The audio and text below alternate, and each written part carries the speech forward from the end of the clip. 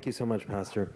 So I had the privilege of interviewing Dr. Mueller for the radio program we do, and I've watched a number of his presentations on YouTube, and you can too if you Google his name.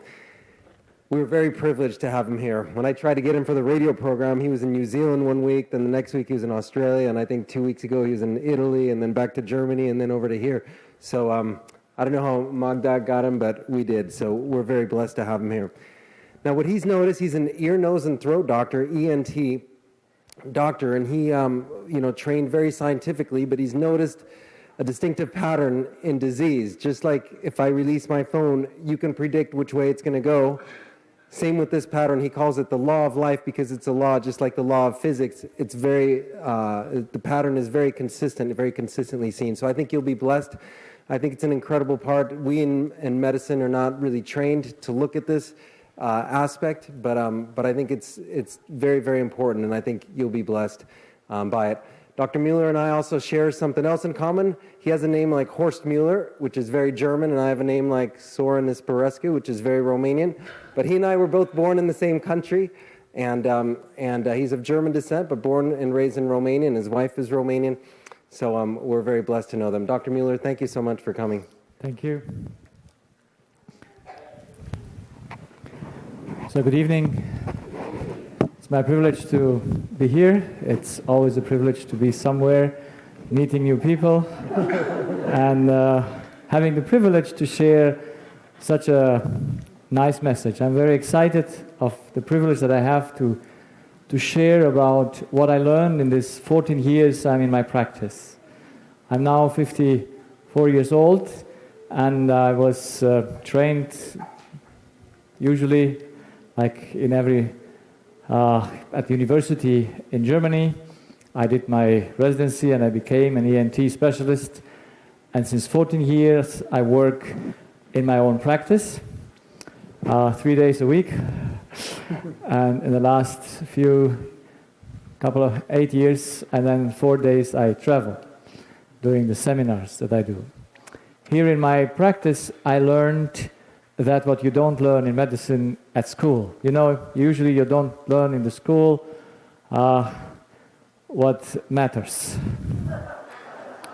You learn it only after that. And I must say what I learned there is that what I share, it's a study that I did on my patients, and I was put to do this because you have patients that put to the doctor questions. And those questions the doctor cannot answer. And you see, would you like to have a profession where you cannot answer a question? Where you just say, well, I don't know. If a person comes to you and says, well, my nose is running all the time, or it's closed, or my ear is ringing, doctor, where does this come from?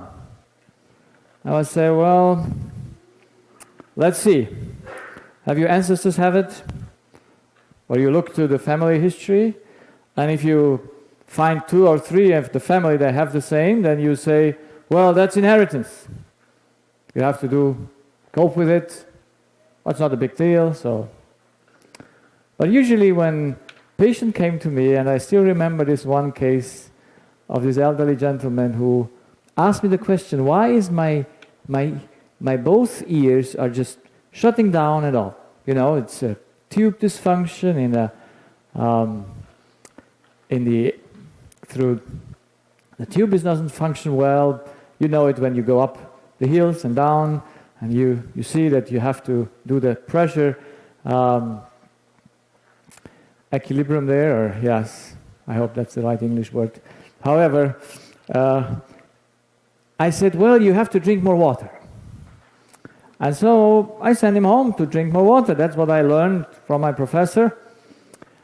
And then he came after, I don't know how many weeks back. I said, doctor, I drink now 3 liters of water, and my ears are still doing the same thing. And then I said, well, a half a liter would do it. More, yes? So 3.5. That's how we just deal sometimes with things.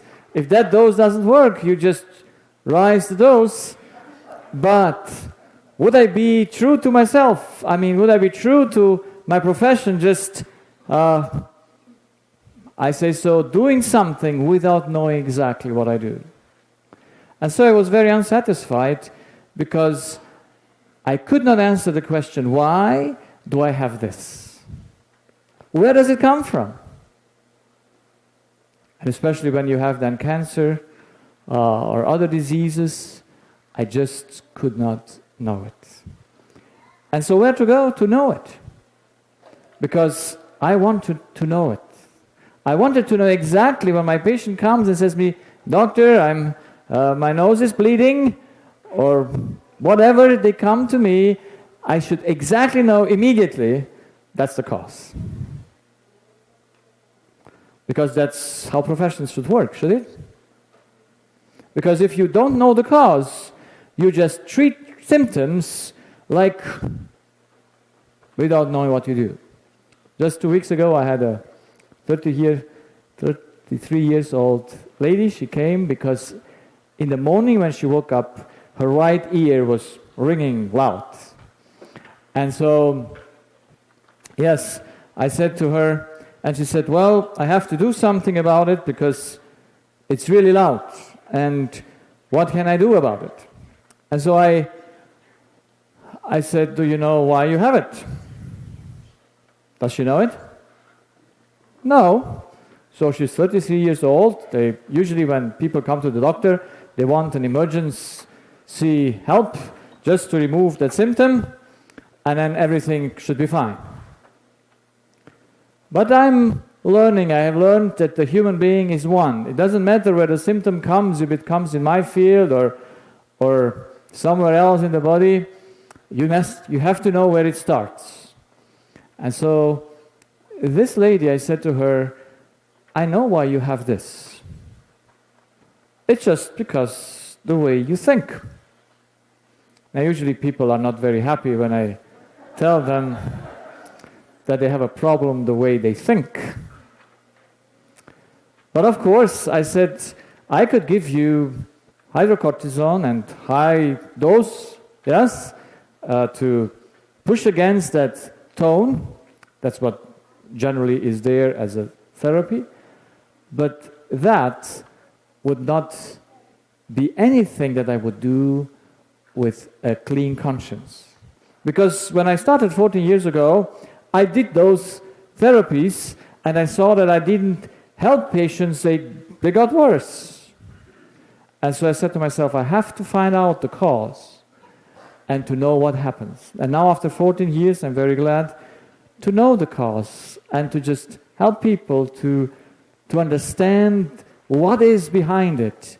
And so when I explained it to her, I could not explain it, in total because I need time then to consult. And but she was happy. She said, "I'm surprised because I thought I come here, you give me some thing that removes it." And I said, "It will go away by itself." Even after 20 years, I have a patient that the noise was gone in the moment she solved the cause, which I couldn't solve. Yes? So let's see what determined me to study and to go and find.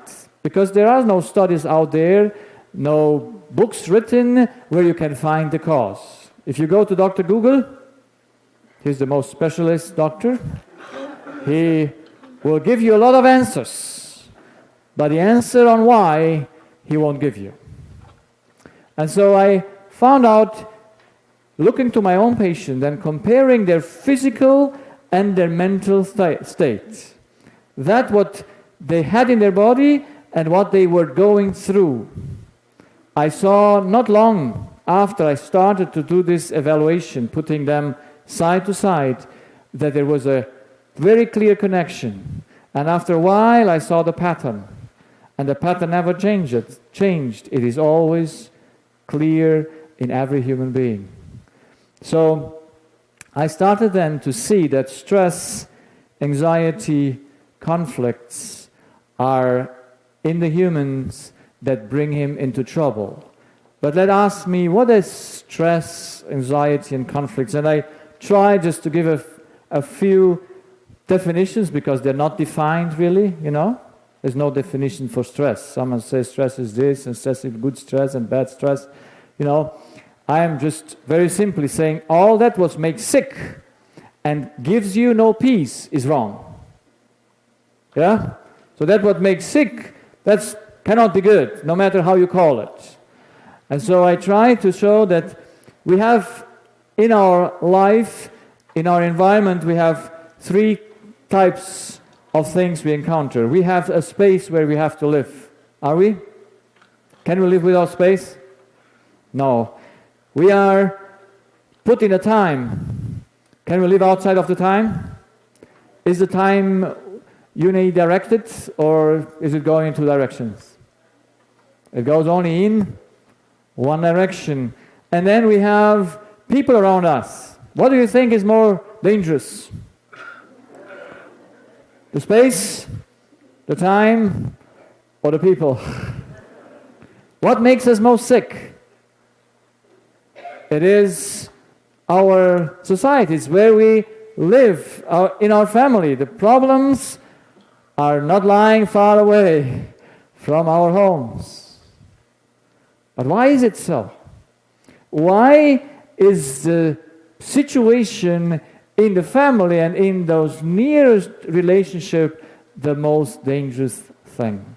And out of that, of course, comes other problems as well. So let's try to give a short definition of stress. It is usually a conflict with the time. I would call it so. Most people live in the past. They want to go back to change something in the past, but they cannot change. Or they have worries because they want to go today in advance. I just have a lady right now. She has a dog. And she has to go to work with the dog because she cannot let him home alone. And now her contract finishes where she works because her boss goes into retirement. And now she searches a job where the dog is accepted. And she's just upset because next year she has to start a new job, or in October sometime. And she does not know, shall she take a job without being the dog allowed to? And now she's in a full stress, she's fears, she cannot sleep in the night, she wakes up because she tries what to control? The future. Can you control tomorrow? No. So why not waiting for tomorrow with joy? Wouldn't that be more smart? You just expect tomorrow to be better than today. How would you feel today then? You would feel fine. But you see, there's something that doesn't allow you to feel good today because you try to fix today tomorrow. How smart is that? It's just nonsense. And you will see that our diseases and all our problems, stress, is irrationality. It's trying to do something that you never are able to do. I'm so happy that disease is not, the cause of disease is nothing smart. It's, I could call it stupidity, but leave it a bit later to see where it comes from. Because we cannot get sick from wisdom, from things that are really possible for us to do. But to move in time, who can? Anyone here? In the movies, you know, you could. When we were more young, there were movies that thought you go back in time, and there might be movies that go back, they go forward. But there is none of us possible to do that. We are bound in time, and no one can move in time. He just go with the present. But isn't that a sad thing, that you cannot forget the future and to live in the present, and that you cannot expect tomorrow to be better than today, awaiting tomorrow to be worse or unsecure, and people are really, really under a problem. So anxiety and fear. It's a conflict with space and circumstances. Have you ever feared bacteria? Do you fear bacteria? Bacteria, viruses, microorganisms, do you fear them? I tell you, many people, they fear those things. And I have a lady, she's only 27 years old as a patient, and she just takes the shoes one time when she goes out. And then she has to cook them, sterilize them. Well, you know what leather does when you put them in the wash machine. And after doing this, you know, fear and all these things grow, increase in time. And so now she only can walk once with the shoe outside, and then they are contaminated. She cannot wear them anymore. And so I said to her, how did you survive your childhood? You see, when we were young in Romania, we were growing up in the country, we didn't have shoes. We just went barefoot all the time. Only when we had one shoe for a year or two, because, you know, it's unimaginable. And you took them only when you have to go out somewhere, but at home and when you played, we all played barefoot. We entered into some nails because it was not a real sterile environment we lived through, and nothing happened. We had ticks all day long, and, you know, there was no Borrelia dead back then, and all that. So, when people fear things, they try to control the circumstance. Have you ever tried to control circumstances? Yes or no? Yeah. We try, but the more you try to control the circumstances, the more you narrow your space. Fearful people don't go into the airplane, they don't go into the elevator, they don't go on heights whenever they go, because they take away their own space. Because they want to control something that is not under their control. Is that smart? You see, but it is not controllable because it's not something they can control. I see that the controlling of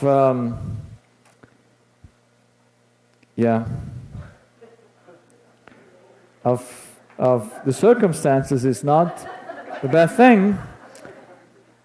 So we have to live with it. We have to see by tomorrow we do a better technical connection. But this is due to this slow internet, but I hope tomorrow we do it better.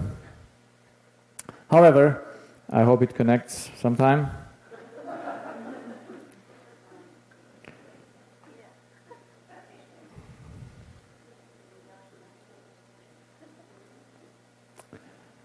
So when you fear things, you try to narrow your space.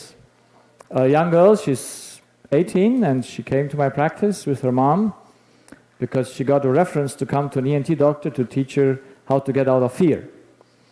I'm very happy that as an ENT you can treat everything if you know how humans function.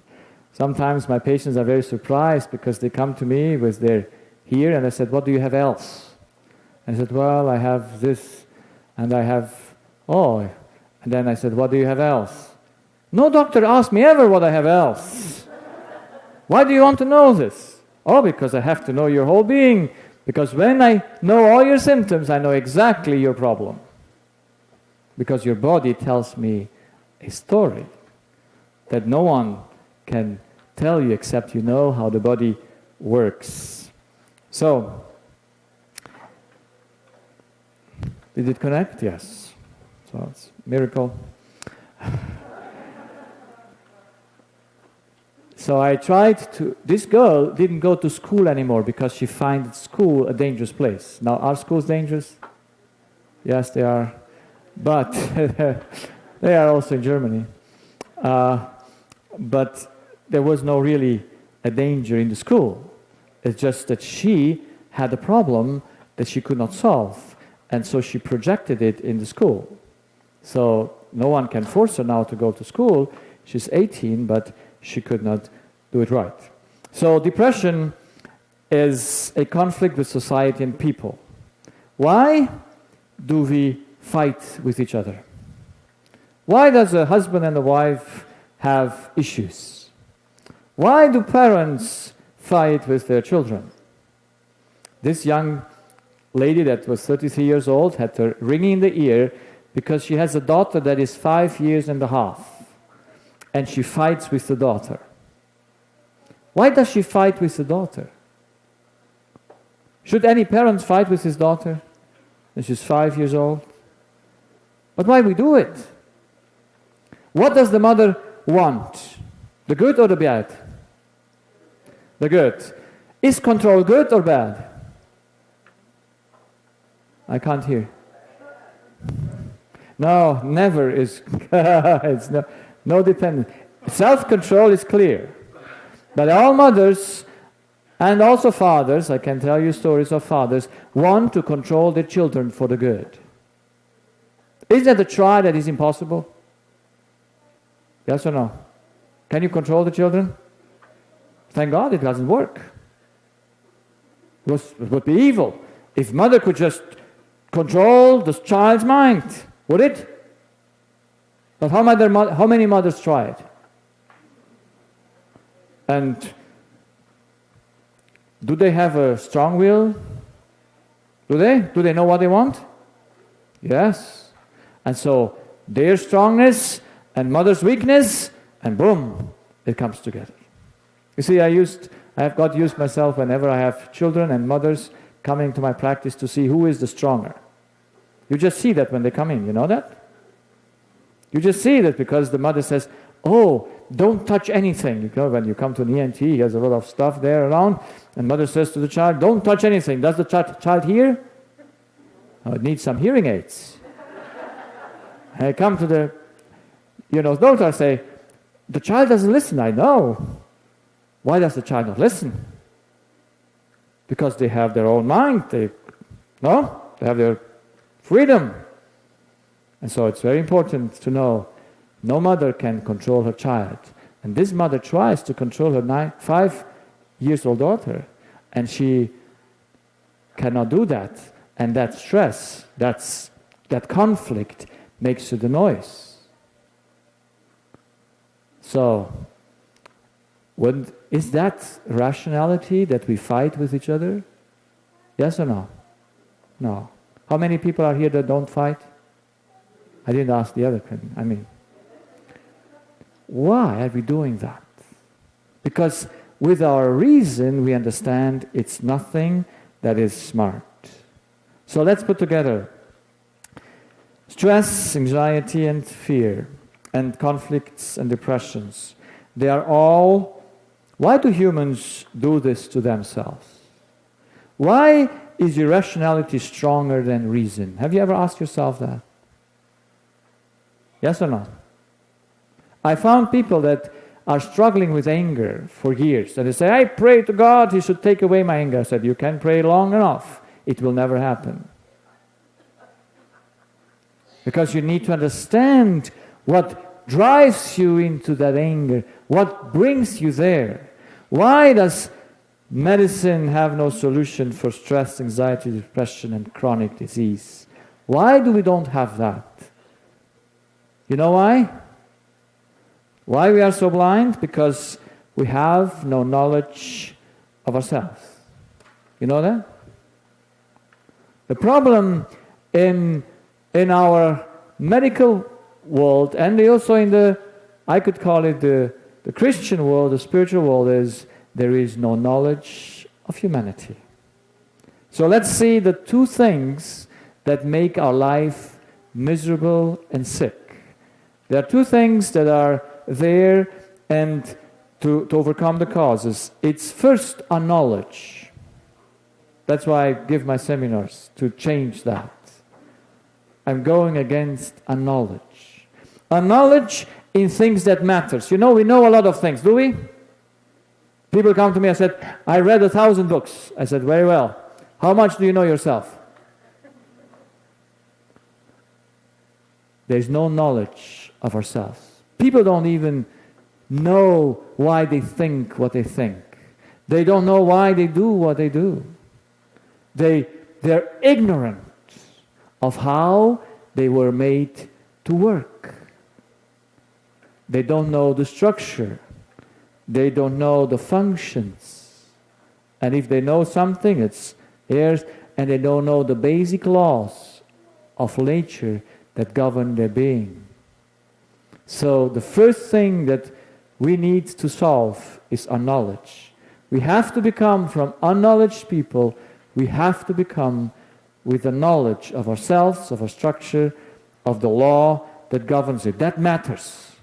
If you know your neighbor, what's his problems, that doesn't matter. If you know the news, that doesn't matter.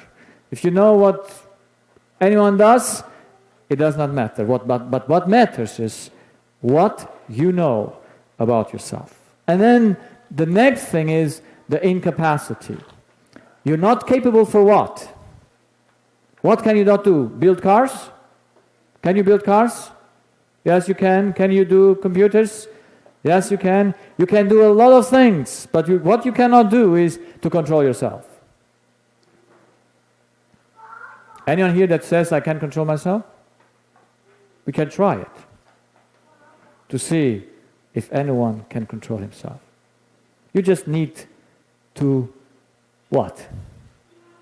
Provoke him. And then immediately you know if he has control or not.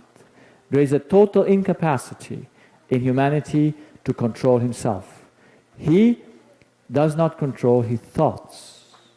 And most, maybe my patient says, I cannot control my thoughts. Yes, as long as you don't know where they arise from, you have no control. Because you don't know where they come from. But do thoughts have a beginning? Do they have a wellspring or not? Do they must come from somewhere? Yes, we must know where they come from. So, because if we don't have the capacity to control ourselves, and that starts with our thoughts, then how much worth is all our knowledge? So knowledge and incapacities are the two things we have to change in our life. We must first know, and second, be able to do. Because disease, all the problems that humans have come from here. And I don't make the all not absolute. It's all because we have no knowledge and have no capacities. Because if we would have this too, we would have never stress, never fear, never fight with each other. We would just be free agents. Wouldn't that be nice? I'm just going on that trip or on that journey, and I hope one day to be fully knowledge what matters and full capable to govern my life as God made me to do it. My actions. So, how do we approach the study that we will have in this week? We have a mind, and we will talk about that tomorrow more. And our mind is like a scale. Does any information come to our mind that we don't measure? No, we must measure every information. It goes very fast, it goes subconsciously, but we evaluate everything we hear, we see, we taste, we cannot do it without. The mind must evaluate all information, and it must evaluate information according to a pattern. What is the thing that matters in evaluation? So here comes the information on one side, and what is it there that will make you to take the information in or to reject the information? What is it that is there, so to say, the measurement for if you take something in or not? What is it? No, the judgment is the process. Yes, the scale is a judge. Yes, it's a process of thinking, of evaluation. But with what do you evaluate? It is the truth. Oh, this computer.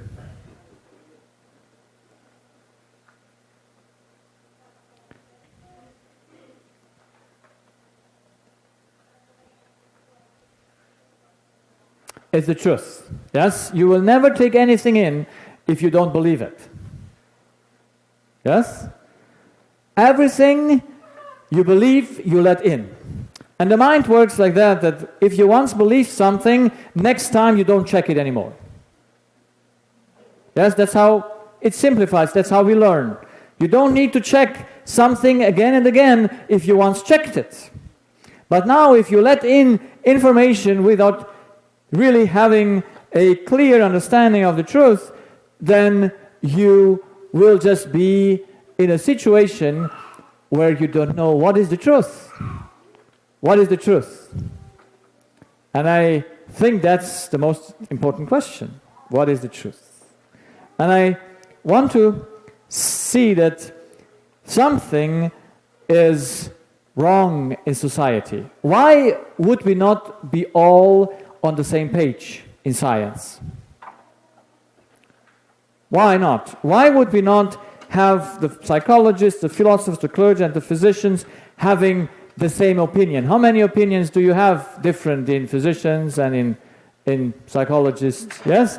They have some common things, but usually you have to go to more than once to get any things, and then you get more confused because everyone has his own view. Why is it so? Because everyone has a subjective foundation. He interprets and evaluated, everyone evaluated by its own capacities. Yes? So it's not a defined thing, and this is like a cloud, you know, a cloud is something that is not defined, it's just changing all the time. It's not there. And if you have a subjective foundation, evidently you can never be right. And this is what we have in medicine. You cannot say in medicine, this is so. You can only say this might be so. But I'm not satisfied with that. Because I know in nature everything is totally set. There is no, it can be so, it is so. But let's see a little bit how we are used to think and how deceptive that way of thinking is. Do you think that this pen has a fixed length? Is that length fixed? Yes. Now how do we find it out? How long it is? Now, can we estimate the length of this? Can we estimate it? Yes. Now let's do this test in our minds. Every one of you estimates this pen, how long it is, and then it's writing down and we make a statistic, and then we know how this pen is. Yes or no? Do we know it or not? No. That's the kind of way we do science today. We estimate something without having a measurement for it. And if you estimate something without having a measurement for it, you must be in a cloud. You must be somewhere outside of the situation, because you can never say it is so. But this thing has a absolute length and width and, an absolute function. Do you think humanity is so or not? Do you think the humans is built like that? Yes, of course. He has a certain length. He has parameters. You need to be able to measure them. By what do you measure it? Let me ask you a question. If you want to become an eye doctor, how many eyes do you need to know? You need one, or maybe you need 2 eyes, because every eye is in structure the same. Yes?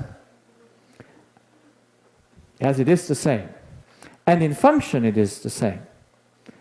And then if it doesn't function well, or its structure is not, it's damaged, it has a dysfunction. How many ears do you need to know as an ENT? Yes, they are a little bit different, but in the end, the structure is identical. Now, how many humans do you need to know all of them? Now, that's the question. They think it's more different than what I asked before, but it's exactly the same. Because there is one human structure, because we are all functioning the same. It doesn't matter if you're a woman or a man. The structure is identical. The way we work is clear, it's set. What do we miss then to know how we work? So, as humans, we were smart enough to find a measurement for length and brightness, did we? And we said if it's the metric system, or if it's the how you call the American system? Yeah, the English system, so you get with the inches, and here are the centimeters. Yes? Does it matter? No, it's just, we agreed to it so that we can build houses. Can you build houses on estimation? Yes or no? No, but humans. So there cannot be a house made because if you said, oh, this might be straight, so let's build on that. Would that be something that any builder would do? At the end, how would the house be? Yes, in waves, it would not stand. So, we need a system to measure so that we can say this is as long as it has to be. Now, would you know what is this? There's a tool that you need that has to be outside of your mind so that you can put your mind on something that is clear. Here, you only evaluate what your mind is able to evaluate by itself. Yes, I need my mind to say this is, how long do you think it is?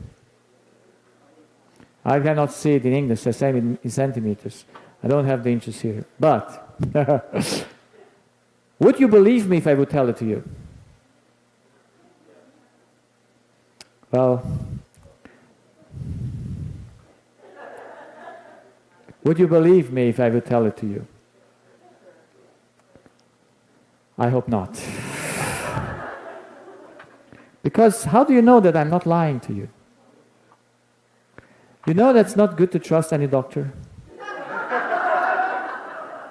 No, I could say also pastor. I could say any human being. How do you know that he can measure right? I might be half blind. Yes? So, one thing that is very bad is that we trust authority. We trust humans and think if they have learned it, they will teach it to us correctly. But you will find me asking the question, how can you prove your point? Because there is one thing that can prove all points, and that is the measurement. And this measurement is something all of us can put their trust into, can it? Would you argue with this measurement? Would you say, my estimation is better than that? Would you? Maybe some would do. You know, some people do everything. But it would be not, you would not take that into account. So, the problem that we have no measurement. We have no measure that is outside of our own interpretation. I need to read this, but this is nothing that I can interpret. This is only what I take into knowledge. I know now this thing is 15 and 1 millimeter. Yes, 15 centimeters, 1 millimeter. So I know this now, but I put my knowledge not on something I estimated, but what I saw on this measurement. That is objectivity. If we would all have the same measurement, how much disunity would we have? Would we have disunity? No, we would all be united. We would have no contradictions in us. And you see, if we would have this, it has here the inches as well, you see? That's nice. So, if we would just have this, how would be our opinions? You see, we would have an objective foundation that no one would put into question by his own interpretation, because we all would acknowledge, yes, we have to acknowledge, we have to measure each one for ourselves. We should never believe anyone, and I hope at the end of the week you don't believe me anything. Because true science is not based on faith. True science is based on facts. And we know that. But you know, we all believe things we can never prove. And so is built science on. If I tell you any story of statistics, you must believe them, because you cannot prove it. You must believe me that I saw 5,000 patients, and I did this and that with them, and I came out with this, and you now say, yes, that sounds good. Let me try to explain.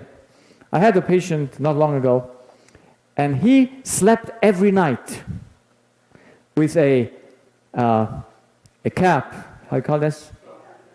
Yes, on his head, because he found out sometimes, 20 years ago, that when he doesn't sleep with the head, the next morning he has a pain in his throat. And his wife said, I will do the tests. And one night his wife took the head out, and guess what happened the next day? He had sore throat, a sore in his throat. So she had the evidence. Yes, this is I call it evidence-based medicine. Yeah, that's evidence-based medicine.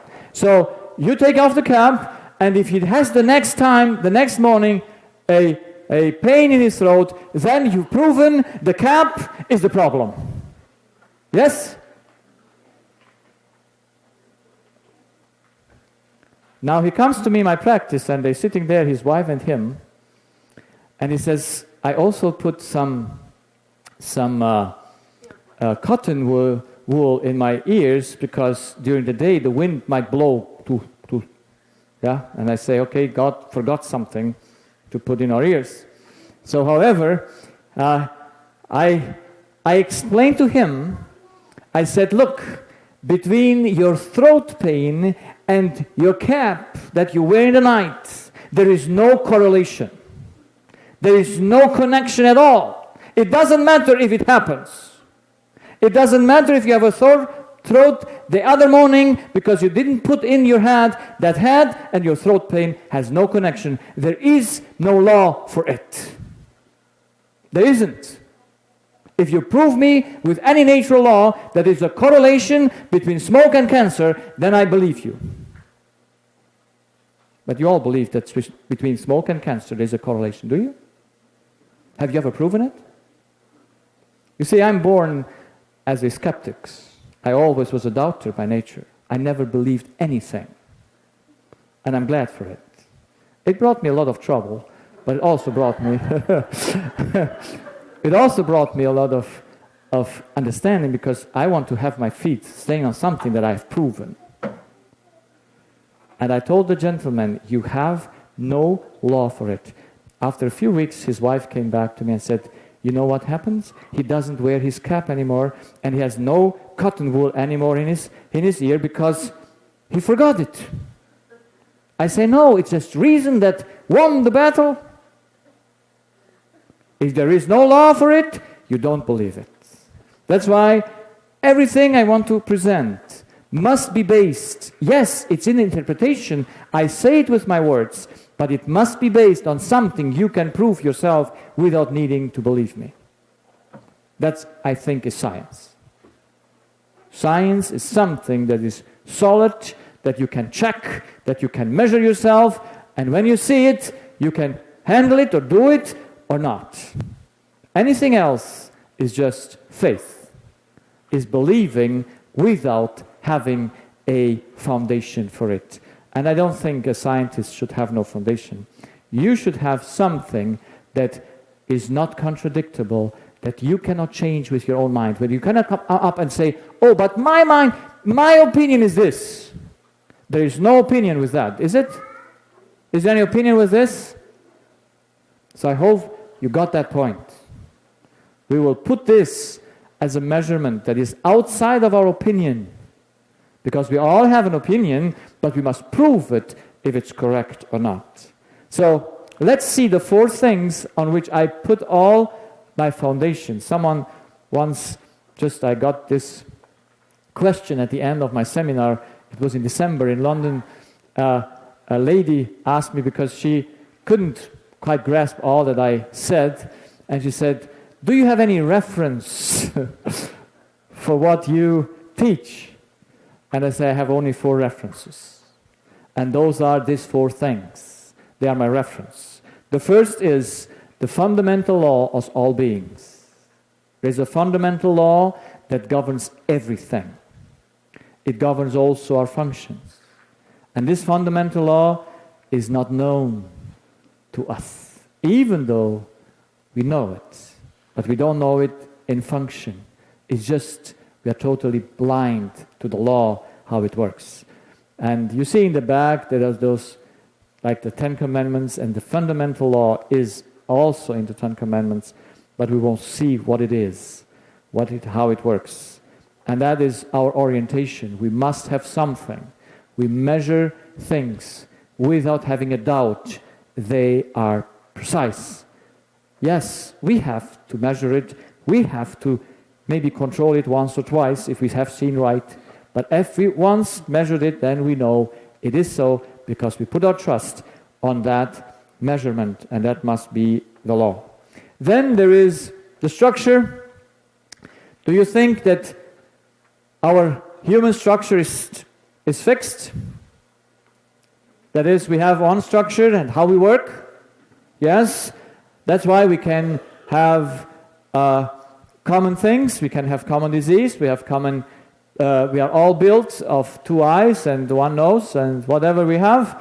Yes, there are components of our structure, and all structures must be put together from the beginning, and they are unchangeable.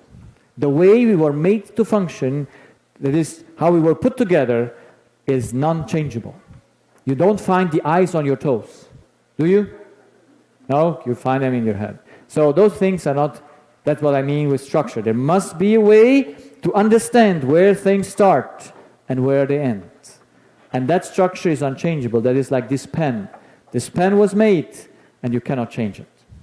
You can break it, but the one that made it like it should work and it should be.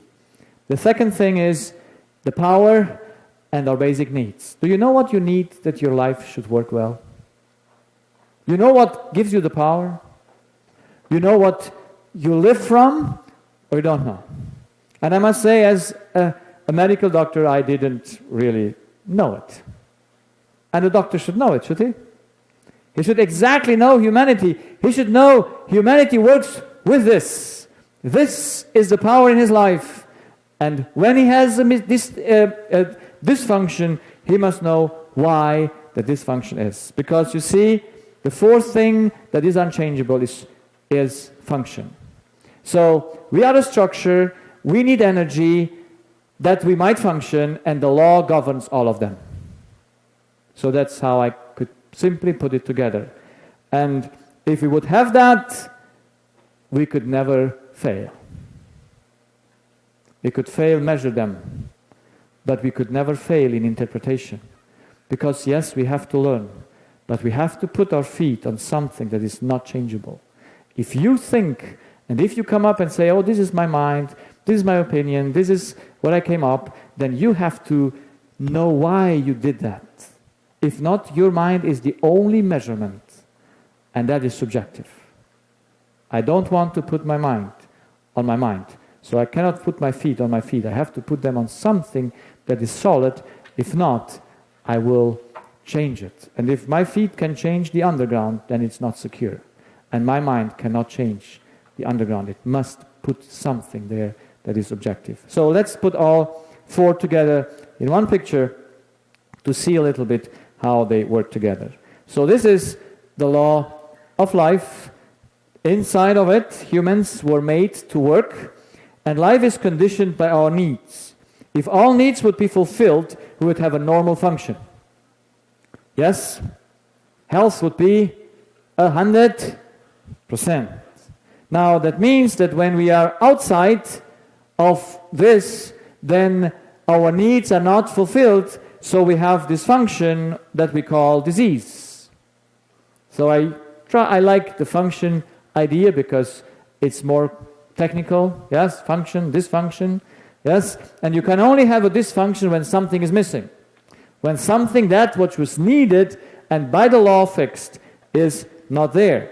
So then, of course, we can have death when we go beyond that tolerance that we have, and then we have no function. So normal function, dysfunction, and no function. That's how it works. And from here, we still can go back, but when we are here, there is no way back. So let's see how many needs does humanity have? What is there? How many kind of needs? And of course, you all know you need to drink and you eat, do you? To dress and to keep your body warm.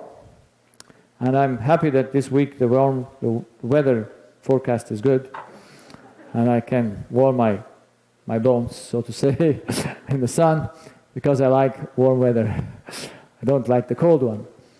But yes, you are in a place where it's also warm sometimes, yes. So I'm glad that it's warm now. So whenever we have a need, the body was so made to show his need through a symptom. So you see the symptom, you have a body reaction when you come at the border of your need. And you have that on both sides, because on physical level we have a balance. You must have exactly the balance that you are there. If not, you have too much or too less, but both bring you into dysfunction. So on physical level, we need always to keep that balance that was set by the law. Or can you change that balance?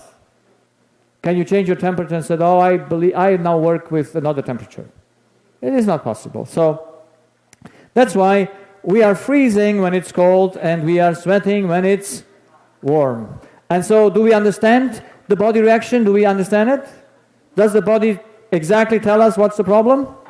Yes, because we all know what is freezing and sweating. We all know what is hunger and thirst. We all know what is tiredness, yes, or being not tired. We all know this. But when you get in the morning that ear noise in your ear, or when in the middle of the night you get your heart attack, what do you miss? What is it that you miss when things come that come during the night or they come unexpected to you? What is that body reaction? Because it's a physical body reaction. And do you know what you miss then? So I didn't know. So if you don't find the problem in the food, if you don't find it in the tiredness, then yes, there is, the doctor says, that's psychosomatic or that's stress. Yes, just an overworked. But how does stress appear? Why do you have something that bothers your mind? Do you have mind needs? And I must admit that in my practice, my first 2.5 years, I was most challenged because I found out that my patients having a physical disease because of a spiritual need. Because a conflict is a physical thing. Do you fight for what do you fight in your marriage? Do you fight for food? Yes or no? No, for what do you fight in your marriage? You fight for love, for time. Yes, women fight for time. I know. They never get enough. I mean, from time. It's just It's just a funny thing, yes. Almost all women, they have this one thing: my husband doesn't care for me enough. I say, poor guy. Why should he care? Women cannot take care for themselves. But we come to that as well. So we must know, why do we have conflicts? And I discovered in my practice that humans need love. Now tell me, they need righteousness, liberty, security, and we will see tomorrow all the spiritual needs that the human has. And those are expressed through thoughts. And so, yes, then my question is, how does it come that you have a physical problem from a spiritual thought? Because, let me ask you a question. It's a trick question, don't answer too fast, because my questions are always tricky questions. Because they go into our subconscious, or no, our just things that we learned and we never checked if they're true or not. So what is love? A physical thing, chemistry or no chemistry? How many atoms do you find in love? Or in righteousness? Or in security? How many atoms do we have there? So is love chemistry or no chemistry? I have one no. Is there a yes as well? Pardon?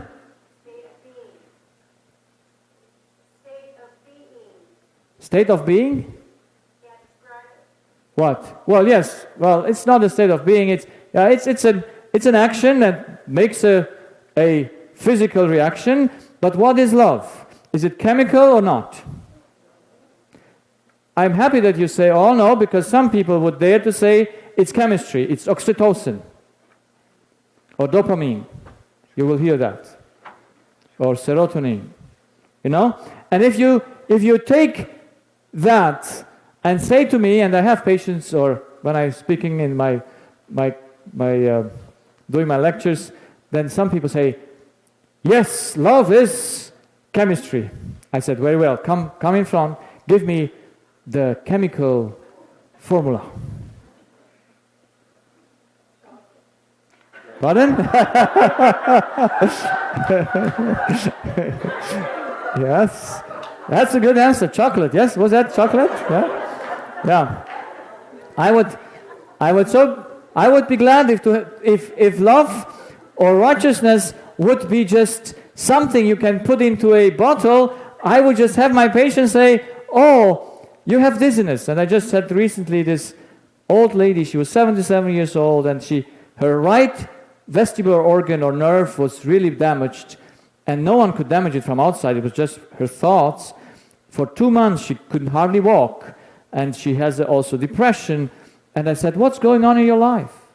And for 4 years, she's fighting against her son because her son wants to take away the house that she inherited 4 years ago from her mother that passed away. She has 3 children, and she says the oldest one, didn't go so well with his finances. Now he comes and says, this is his house, and she just tries to keep it, but it's not the house. What is it that she misses? She says, my son does to me unrighteousness. Imagine you're 77-year-old and your son comes and says, Mom, this is mine. Would you like it? Now just go to the doctor, and the doctor has some righteousness pills. And then he just fixed the problem. Would you be glad? Oh, I would be the most best doctor, because I would have righteousness pills. I would have security pills for anxiety. You have for all needs, liberty pills. Oh, you don't feel free? Because there was a girl, 13 years old, and she came with her parents to my practice, and she says, I'm living at home like in a prison. There are many girls that live at home like in a prison. And I said to the girl, do you know that is a deception? You are free to do anytime, whatever we want. Parents don't like me when I say that. But that's the truth. But why cannot the girl do what she wants? Yeah? Why does she want something from her parents to give her liberty? Liberty? Can you get it somewhere? I would just say, look, take this and you're free. Don't worry about parents. They have their own life. Just free. There is no such thing. And what was bothering me, or what I was thinking about, is how can I prove ever, and you must understand we have 6 foster children, and at that time it was still home, 3 were there still, they're all siblings, and I went home each night telling the stories of my patients to them. And I said, this ear was ringing, or this ear was running, because there was a love issue, a relationship issue. And they laughed about me. They were 14, 16, and 18 years old. And when you have this kind of teenagers, and you tell them that their nose is running because of a relationship issue, they laugh about you. I said, how will you ever prove that? I said, but it is so, I have no other thing to put it there by exclusion. But you see, they put me on the right track, because I said, I have to prove what I say. Do you need love or not? Yes or no? Yes. How do you know? How do you know you need love? Isn't it just an imagination? Is it not just something that is pure subjective? Yes or no? Can we measure it? No. That's why science will ever go into love? Will science ever go into love? Or righteousness? Don't worry, it never will happen. Science says love is an emotion. That's why we'll speak today about emotional things. You won't hear the word emotion from me as being a need. Emotions are no need. We have never emotional needs. We are only spiritual needs. Emotions are chemistry. When we see tonight, next night, we will see the brain and how those things work. We will see that emotions are effects, no causes. You never need to heal your emotions. You just need to heal your thinking. Emotions are just showing what you're thinking subconsciously. They give you either a good feeling or a bad feeling. And those are, of course, measured also how strong those are. Fear, anxiety, how does it feel? Does it feel good? I tell you, I'm an experienced fearful man. And I know what panic attacks are, and I know how they work. And I know them in person on how I had them, and I know there can never be a panic attack without a thought before that feeling. But you don't see the thought, you don't think him consciously, but your feeling proves by the law that you must have a thought before you had that feeling.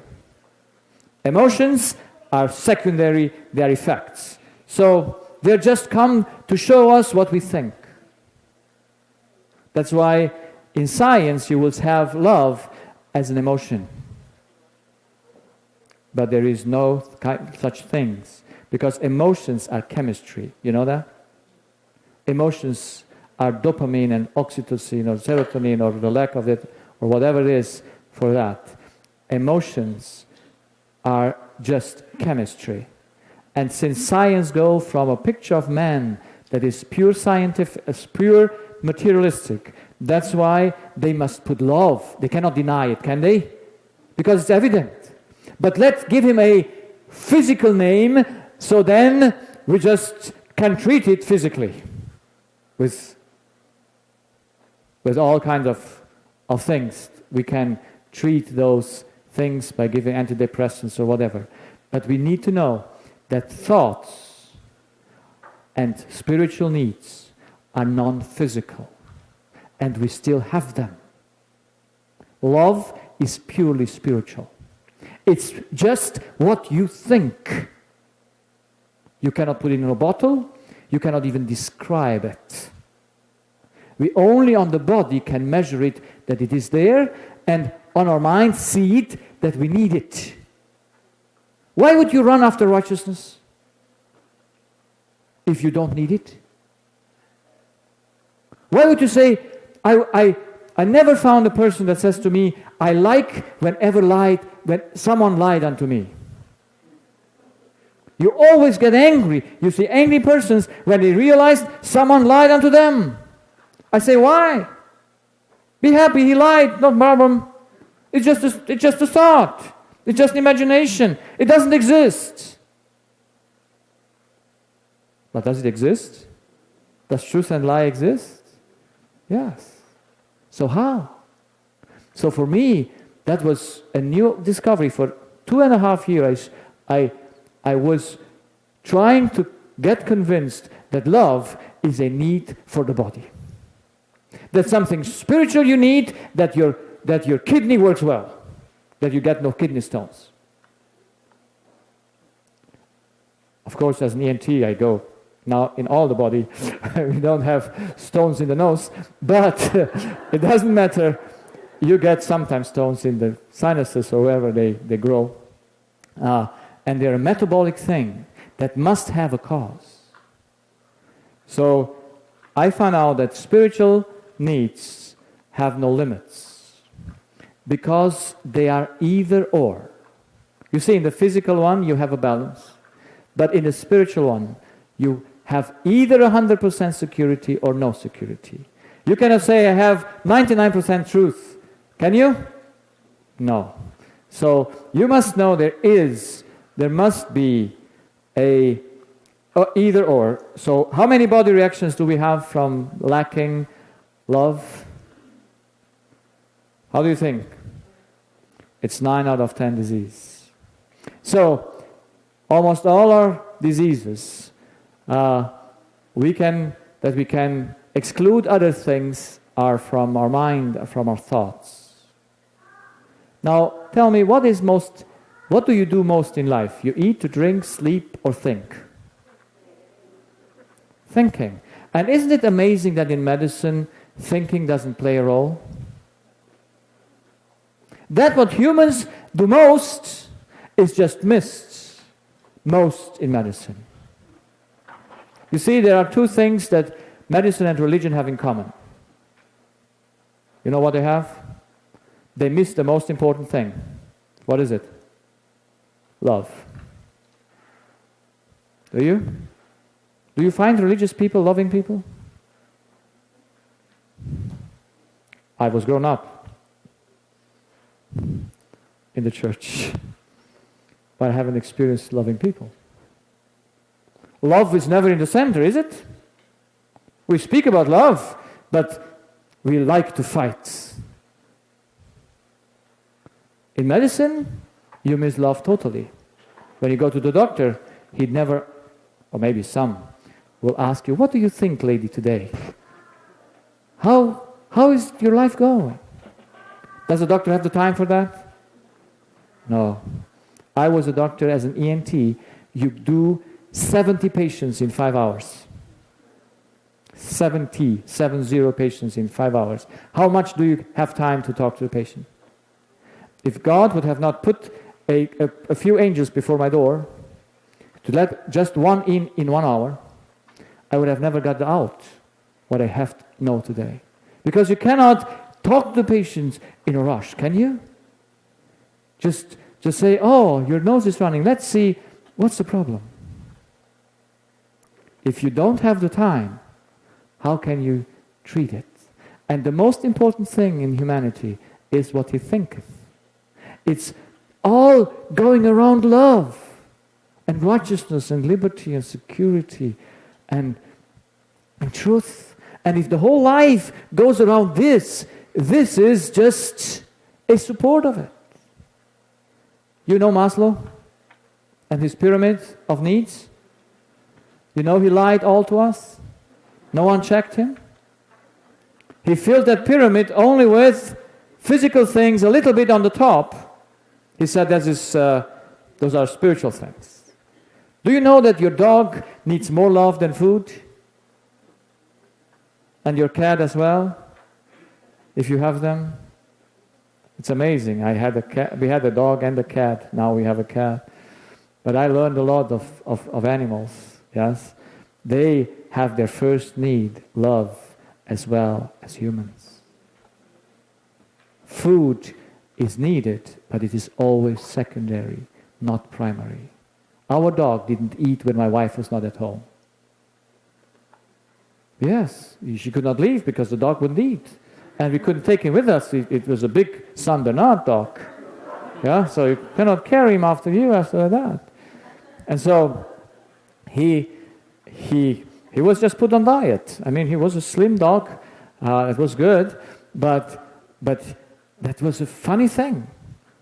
And our dog reacted to my wife. I could always see how the inner life of my wife was on the dog. It's amazing. Because dogs, they need something that is spiritual. You know that dogs and cats get the same diseases that humans have?